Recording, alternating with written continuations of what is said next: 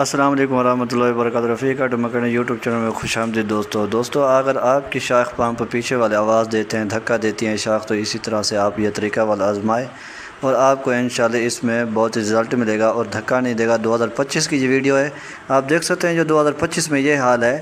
آپ کوشش کریں اپنی پرانی موٹر بائک کو بنوا لیا کریں، وہ اچھی رہتی ہے۔ جو 2025 میں جو بھی اگر لینا بھی چاہ رہا ہے تو اس کو مشورہ ہم دے رہے ہیں۔ اس کا مشورہ یہ ہے کہ آپ بھی جب بھی 2025 لے کے آئیں تو آپ جب بھی ٹریننگ فری کروانا جاتے ہیں تو ان کو بولو یہ والی شاخیں گریز کر دے اور پمپ وغیرہ چیک کر دے، اور آگے والی جو شاخیں ہوتی ہیں ان کا آئل بھی آپ چینج کروا دیا کریں، کیونکہ اس میں آئل بہت کم ہوتا ہے۔ ہم آپ کو اس ویڈیو میں دکھا رہے ہیں کہ اس کی وجہ سے آپ کی شاخ پمپ یہ کس طرح سے آواز دے رہے تھے، تو اسی طرح سے ہم نے اس کا پریشر لوز کر دیا، جس کی وجہ سے آپ کی شاخیں آواز نہیں دے گی۔ لوز ہونے کی وجہ سے آپ کی دھکا بالکل ختم ہو جائے گا اور پریشر نہیں ہوگا اس کے اندر، جس کی وجہ سے اگر یہ دوبارہ دھکا دے گا۔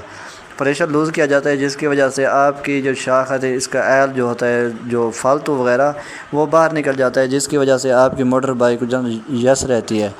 تو دیکھ سکتے ہیں 2025 میں ہم نے کس طرح سے اس کی شاخیں ریپیئر کر دی ہیں۔ اگر آپ چاہتے ہیں کہ آپ کی موٹر بائک دھکا دے رہی ہے تو آپ اسی طریقے کو آزمائیں، انشاءاللہ آپ کی یہ 100% یہ یس ہو جائے گی۔ آپ کو ریپیئر کروانے کی ضرورت نہیں پڑے گی اور نئے ڈالوانے کی ضرورت بھی نہیں پڑے گی، یہی شاخیں آپ کی بالکل یس ہو جائیں گی۔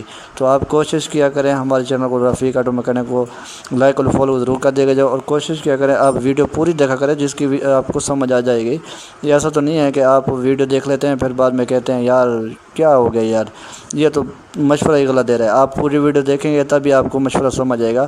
آپ دیکھ سکتے ہیں کس طرح سے اس کے اندر ہم